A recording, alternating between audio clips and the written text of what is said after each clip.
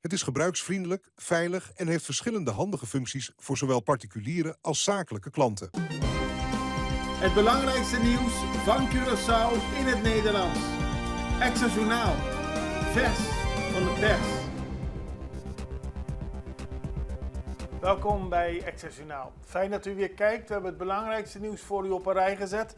We beginnen met het bericht dat het parlement streng gaat controleren op sociale media.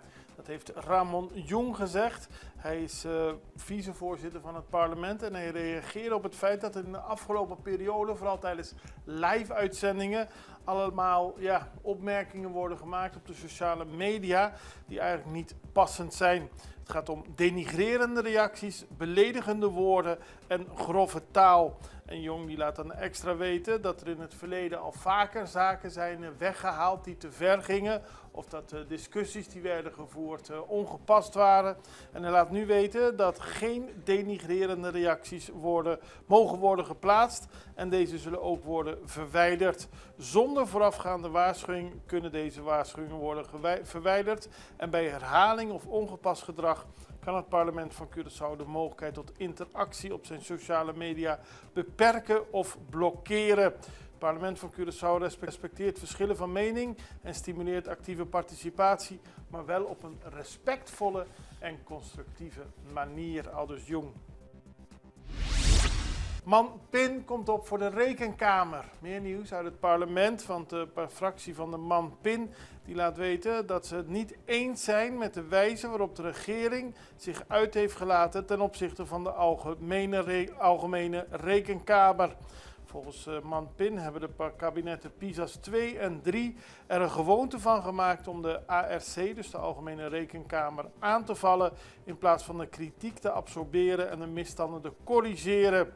De Rekenkamer was kritisch over de jaarrekening van de afgelopen regeringen, maar toch zijn er dingen die volgens de regering niet in het jaarrapport zouden moeten komen. En daarom heeft Charles Cooper, de minister van Financiën, gevraagd aan de Rekenkamer om het rapport weer in te trekken. De Man Pin zegt nu dat de regering moet stoppen met de aanvallen op deze belangrijke instelling. Die is onmisbaar voor de parlementaire controle op de begroting. En die controle is belangrijk omdat de MFK nu alleen regeert, zonder interne controle van andere partijen binnen de regering. En daarom is het belang van de Rekenkamer nog groter dan normaal en moet de MFK zich verre houden van het intimideren van de Rekenkamer, aldus Man Pin. 2 Curaçaose vissers zijn op zee gered. Dat gebeurde afgelopen weekend. Op 31 januari kwam er een melding binnen. Daarna is er gezocht door de kustwacht. Er kwam op 1 februari een melding binnen van een persoon dat bij Klein Curaçao een grote koelbox tussen de rotsen was gespot. Later werden andere zaken bekendgemaakt. Dus er werd heel erg uitgebreid gezocht in zee. En uiteindelijk zijn er 2 mannen gevonden. Zij dreven op een deksel van een koelbox. En ze zijn gevonden door het pleziervaartuig My Pearl. Die heeft beide personen uit het water gehaald en hield gedurende de reddingsactie contact met het MOC. Dat is het Maritiem Operatiecentrum van de Kustwacht. My Pearl is richting Curaçao gevaren en de 2 mannen zijn overgedragen aan een Metal Shark patrouilleboot van de Kustwacht. De 2 mannen gaven aan dat ze al 2 dagen op zee hadden gedreven en uitgeput waren.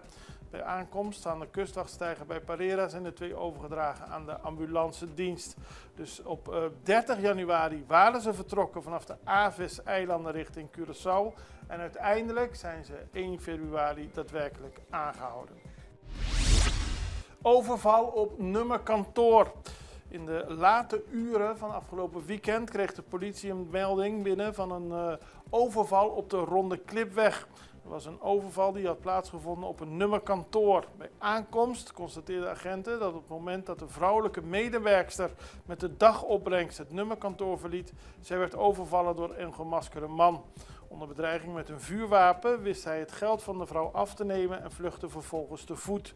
De politie heeft de zaak in onderzoek en vorige week is ook bij de Ronde Klipweg een overval op een minimarket gepleegd, waarbij ook mensen er vandoor zijn gegaan met geld.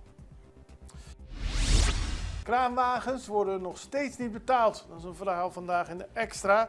Sinds maart 2025 is er een situatie gaande waarbij eigenaren van takelbedrijven die voertuigen voor de politie ophalen niet worden betaald. Dat is bijna een jaar. En ze zijn boos. Ze hebben al eerder aan de bel getrokken bij de politie. En ze vragen zich af waarom tot nu toe, tot februari 2060, geen geld is om te betalen, om de kraanwagens te betalen. Die helpen dus de politie met het takelen van wagens die zijn aangehouden. De situatie duurt inmiddels bijna een jaar en nu staan de takelbedrijven op het punt actie te ondernemen en een halt toe te roepen aan deze gang van zaken.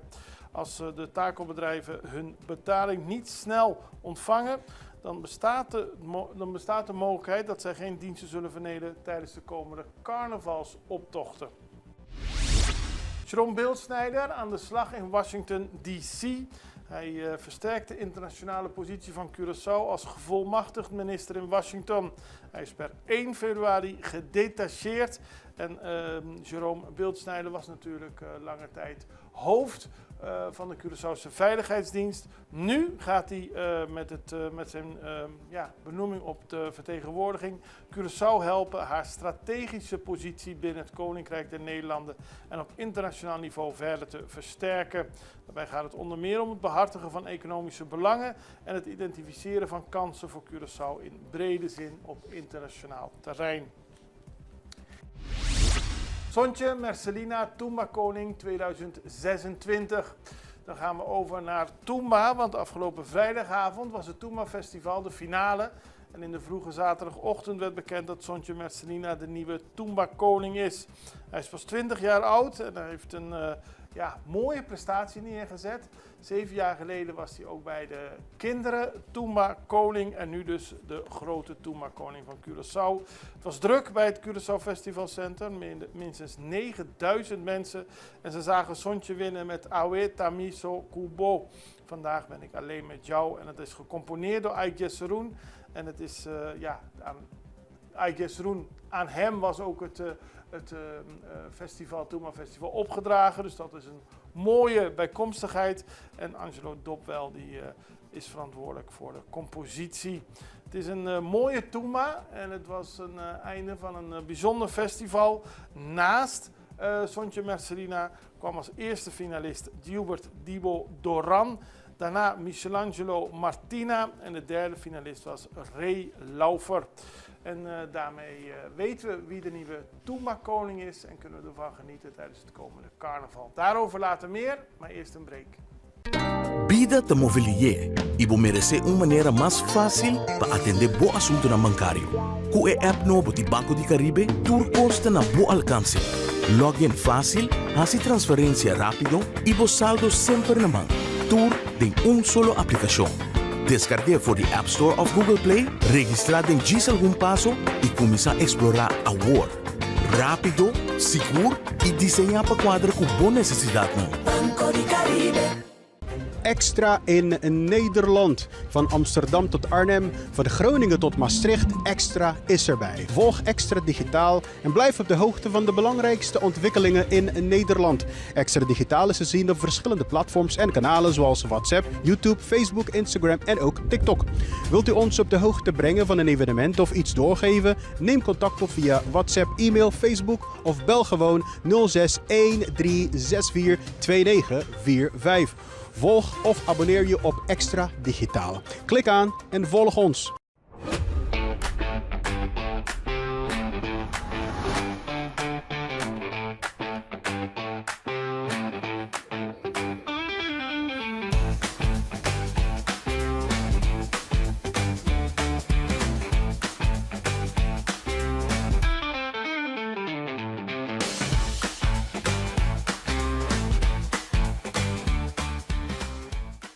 Ik zei het net al, het is tijd voor carnaval. Sinds de nacht van vrijdag op zaterdag om 12 uur, middernacht, kunnen mensen hun stellages gaan bouwen. En dat is voor sommige mensen ook een van de hoogtepunten van carnaval. Langs de carnavalsroute kunnen de stellages worden opgebouwd. En dat gebeurde meteen. Zaterdag was het al druk en gezellig. Zondag waren er ook veel mensen nog bezig. En het levert leuke plaatjes op dat Curaçao weer langzaam helemaal langs de carnavalsroute wordt volgebouwd. En dat zijn soms hele bijzondere constructies. En het is ook heel gezellig om daarbij aanwezig te zijn. Daarnaast was er zaterdagavond een feestelijke jump-up via de oude route. De Ruta Bieu was de nieuwe jump-up mee te lopen. Mensen konden zich aanmelden. Voor 50 gulden kreeg je ook een t-shirt. En er waren 4 trailers met onder meer Icons One, Allure Elite en een Urban DJ. En het was een gezellige jump-up, heb ik van mensen begrepen die erbij aanwezig waren. Dan was er zondag tijd voor de paardenoptocht op Curaçao. Die loopt de route in tegengestelde richting, dus die begint bij het Brionplein. En die konden meteen langs de opbouwende stellages lopen, de paarden. Daarmee was het ook erg druk en ook alweer een mooi begin van het carnaval. Dan gaan we tot slot nog naar Aruba, want daar was kindercarnaval.